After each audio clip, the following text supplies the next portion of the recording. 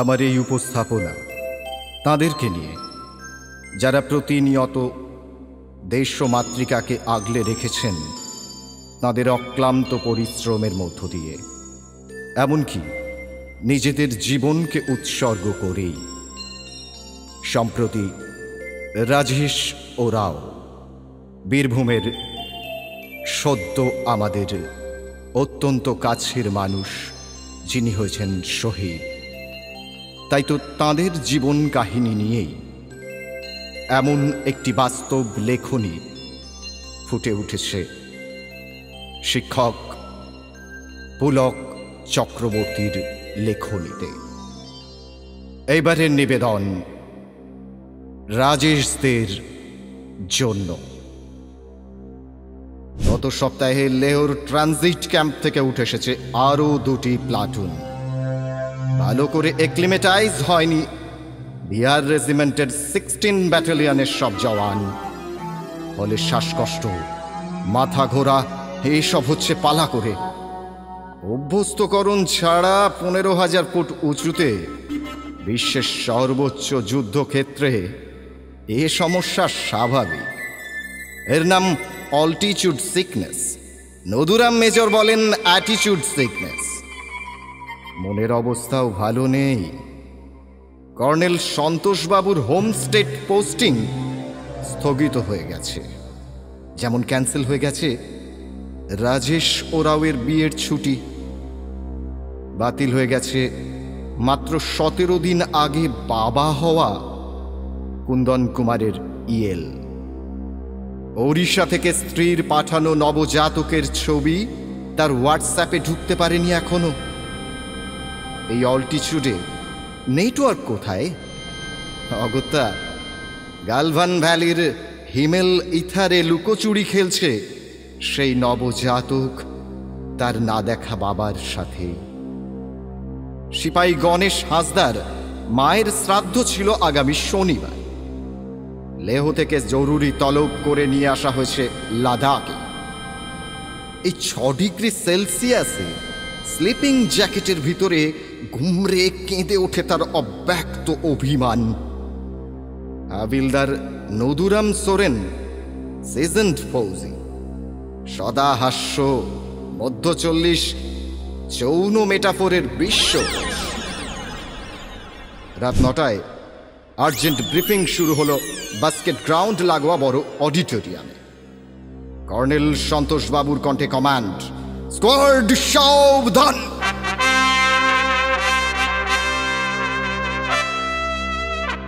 Briefing এর সময় বসে বসেই সাবধান করার চল আছে ফৌজে। শির দ্বারা সোজা আর বুক টান টান করে বসতে হয়। জওয়ান, এখন যে কোনো সময় হতে পারে হামলা। इन चीनी मदारचोदों को कोई भरोसा नहीं है। पेट्रोल করার সময় চৌকন্না থাকতে হবে। कोई शक? সবাই একসাথে বলল, नहीं साहब। অফিসারের কথায় কোনো সংশয় থাকতে নেই জওয়ানদের। হুকুম তামিল করাটাই চাকরির শর্ত। নদুরাম মেজর বলে, হাজি কা নৌকরি নাজি কা ঘর। তবু আজ অন্য মনস্ক ছিল সিপাই রাজেশ ওরাও। कर्नल बोले, उदास क्यों बेटा, अगला महीने में एक साथ लौटूंगा घर, ठीक है ना? राजेश माथा उঁচু করে বলল, जरूर साहब जी। মা মারা যাওয়ার ব্যথাটা একবার চিকচিক করে উঠল গণেশের চোখের জল হয়ে। বাবা চাইনি অসুস্থ মা আর 3-3টে বোনকে ফেলে সে ভর্তি হোক ফৌজে, কিন্তু ওই একই কারণে আর্মি হয়ে উঠেছিল গণেশের শেষ আশ্রয়। নদুরাম মেজর বলে, গরিব মজবুর হোতা হ্যায়, মজবুরি কা নাম মহাত্মা গান্ধী। নিজস্ব দুঃখের পাহাড় জমা থাকে ফৌজের অবচেতনে। দুঃখ ভাগ করতে চাওয়া অর্থহীন, কেবল কষ্ট বাড়ে আর মোরাল ডাউন হয়।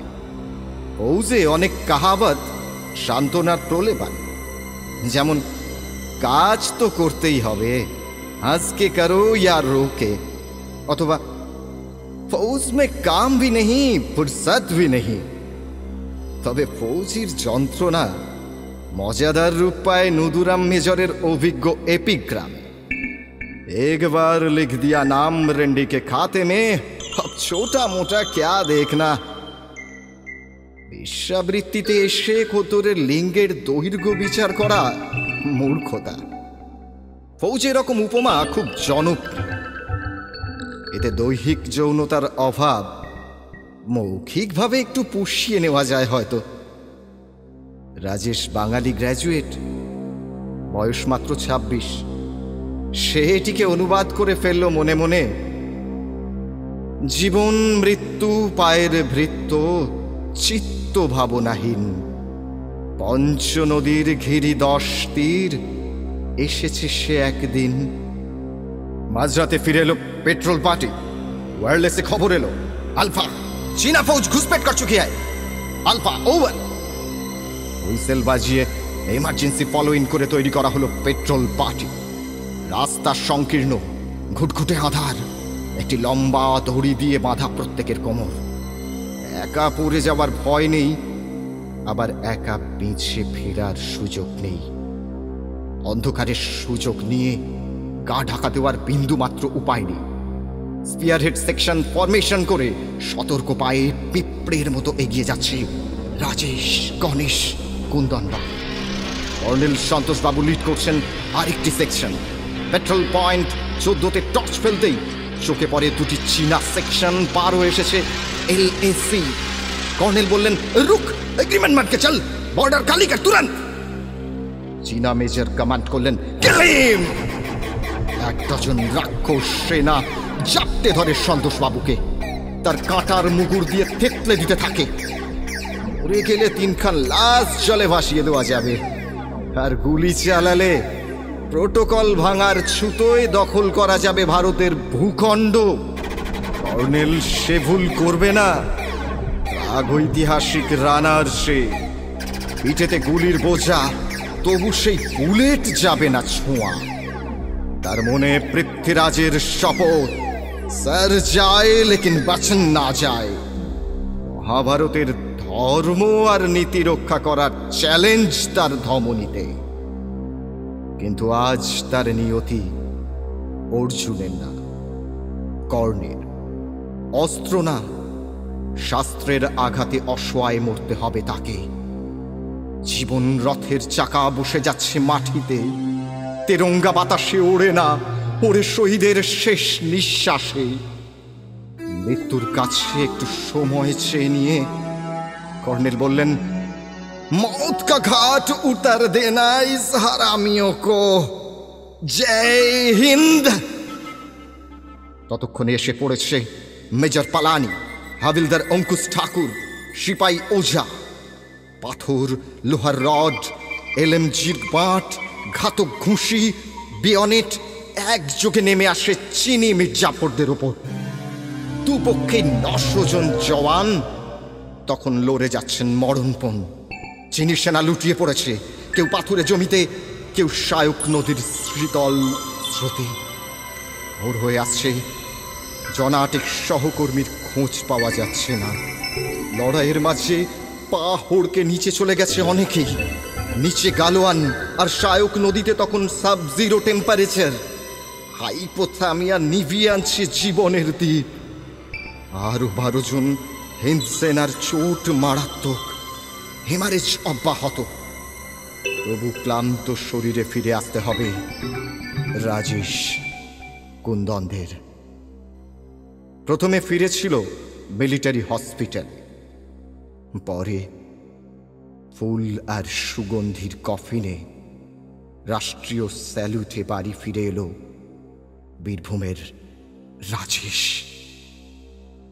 কথা রেখেছে কর্নেল সাহেব সন্তোষবাবু, তিনি অখণ্ড অবসর যাপন করবেন তেলেঙ্গানার সমাধিতে। বাকি সহযোদ্ধারাও ফিরে গেছে নিজ নিকেতনে।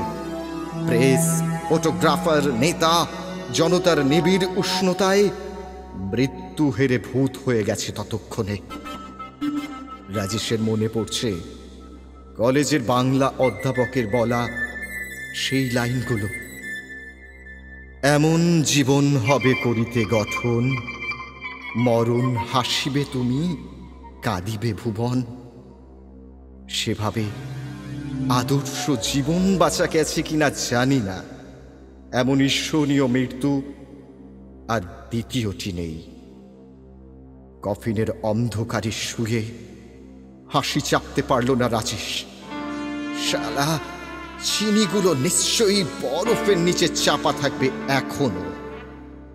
চীনের গণতন্ত্র মৃত সেনাদের নাগরিকত্ব স্বীকার করে না, হেরে ফিরে আসা অলিম্পিক খেলোয়াড়দের মতো। আবার ওদের নাস্তিক আত্মাও স্বর্গে এন্ট্রি নেই। রাজেশ অবশ্য ঠিক করেছে সে কোনো কাল্পনিক স্বর্গে যাবে না।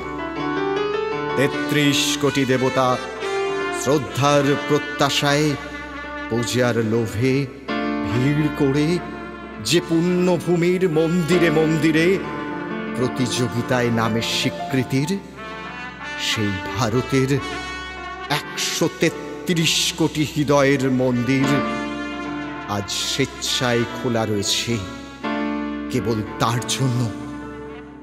আফসোস একটাই, দেশকে দান করার জন্য এই জন্মে আরো একটি জীবন নেই তার শরীরে।